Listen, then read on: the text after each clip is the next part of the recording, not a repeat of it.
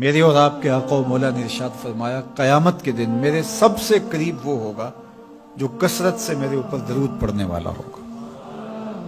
تو یہ حضور کی قربت کا ضامن ہے درود، تو اس لیے اپنی اولاد کو حضور علیہ السلام پر درود پڑھنے کی ترغیب دو۔ بچپن میں ہی اپنے گھر کے اندر مجالس درود قائم کرو، روزانہ کی بنیاد پہ ہو تو بہت اچھا، نہیں تو ہر 8 دن کے بعد ایک دن ضرور متعین کر لیا جائے۔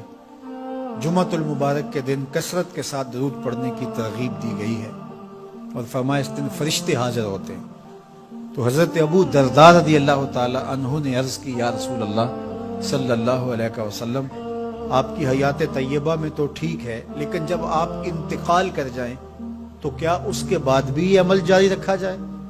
ابن ماجہ میں یہ روایت موجود ہے۔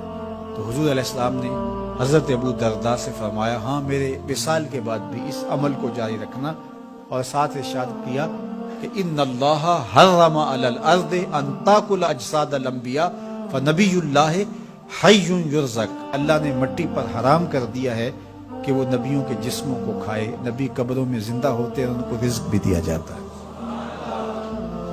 تو کہا کہ یہ میرے بعد بھی میرے اوپر درود کے سلسلے کو جاری رکھنا۔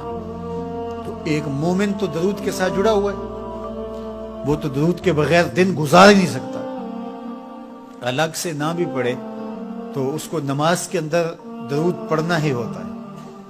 درود ابراہیمی تو نماز کا حصہ بنا دیا گیا، اور اس کو کثرت کے ساتھ درود پڑھنے کی ترغیب دی گئی۔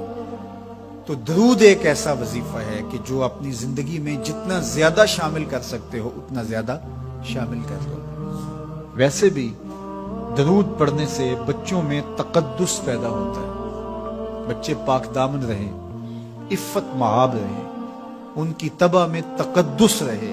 آپ چاہتے ہیں، ہر ماں باپ چاہتا ہے، اور پھر دور موجود کے اندر جو فتنے ہیں تو بہت ضروری ہے کہ ہماری اولادیں تقدس مآب رہیں، تو ان کو درود کی ترغیب دو، تو اس کا عملی نتیجہ یہی ہوگا کہ ان میں تقدس کا جوہر پیدا ہوگا، اور ان کی عصمت کی حفاظت رہے گی۔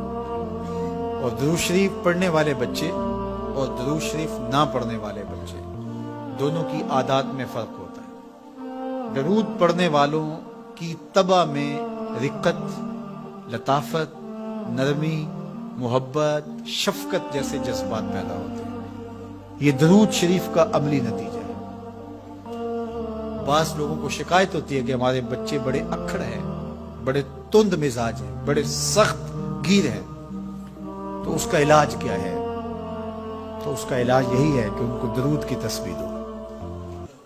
درود اکڑ توڑ دیتا ہے، طبیعت کی تندی نکال دیتا ہے، طبائع کی تلخیاں ختم کر دیتا ہے، محمد عربی کے نام کی مٹھاس پیدا کر دیتا ہے۔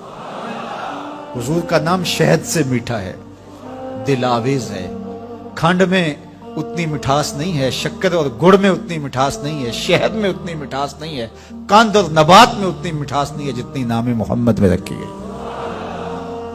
ان کا نام لبوں پر آئے، میٹھا میٹھا منہ ہو جائے، ان کے بول بہاروں جیسے اور اصحاب ستاروں جیسے، ان سا پیارا اور نہ کوئی، ان سے بچھڑ کے لکڑی روئی، جب وہ سیر کو جایا کرتے سر پہ بادل سایا کرتے۔ میرے شہر کے ایک پنجابی شاعر ہیں، انہوں نے تو قلم ہی توڑ دیا نا، تینوں سینے دی میں ٹھنڈ آکھاں، اگر آپ کا ذوق ہو تو، تینوں سینے دی میں ٹھنڈ آکھاں، شہد گلاب تے کھنڈ آکھاں، تینوں نبیاں دا میں لاڑا آکھاں، تیرے ہجر دے وچ میں ہاڑا آکھاں۔ تو ان کا نام ہی میٹھا ہے، دل آویز ہے۔ تو درود غصہ ختم کرتا ہے، طبیعت کی تلخی اور تندی مٹا دیتا ہے، اکھڑ پن ختم کرتا ہے۔ تو آپ اگر چاہیں کہ اولاد اکھڑ ہے تو ان کو کسی طرح درود پہ لے آئیں، درود کی تسبیح ان کے ہاتھ میں دے دیں، تو ان کی طبع میں نفاست بھی آئے گی، ان کی طبع میں لطافت بھی آئے گی، ان کی طبع میں رقت بھی آئے گی، ان کی طبع میں محبت بھی آئے گی، ان کی طبع کے اندر جو ہے وہ لیاقت بھی پیدا ہوگی۔ درود پڑھنے والا بچہ ذہنی استعداد میں درود نہ پڑھنے والے بچے سے بہتر ہوتا ہے۔ یہ بھی آپ تجربہ کر کے دیکھ لیں. 2 بچے برابر ذہنی استعداد رکھتے ہوں اور ان میں سے ایک بچہ درود پڑھتا ہو اور ایک درود نہ پڑھتا ہو تو درود پڑھنے والا بچہ آگے ہوگا. یہ درود کی برکتیں ہیں, یہ درود کی رحمتیں ہیں. تو درود کثرت سے پڑھنا اپنی اولاد کو سکھائیں گے. ہفتہ روزہ آپ محافل کا گھر میں انعقاد کر لیجئے اور اس میں صرف دروشی پڑھ لیجئے, تو انشاءاللہ اس سے آپ دیکھیں گے کہ اولاد کو اس کا فرق پڑتا ہے. یہ تربیت کا ایک آسان نسخہ ہے اور یہ وہ وظیفہ ہے جس سے تھکن نہیں ہوتی.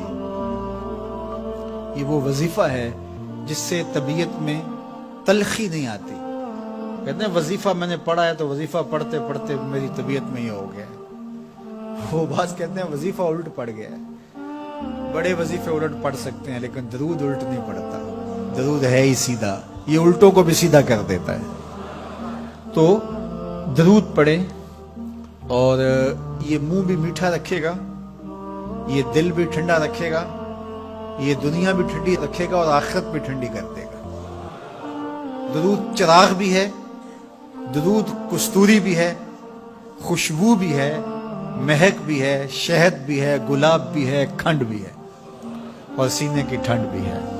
تو درود اپنی طبع کے اندر اچھی طرح سے راسخ کر دیں اور اپنی اولادوں کی طبع میں اس کو راسخ کریں. اس سے آپ عملاً دیکھیں گے, میں سالوں کی بات نہیں کرتا, اشروں مہینوں کے اندر آپ فرق پڑتا دیکھیں.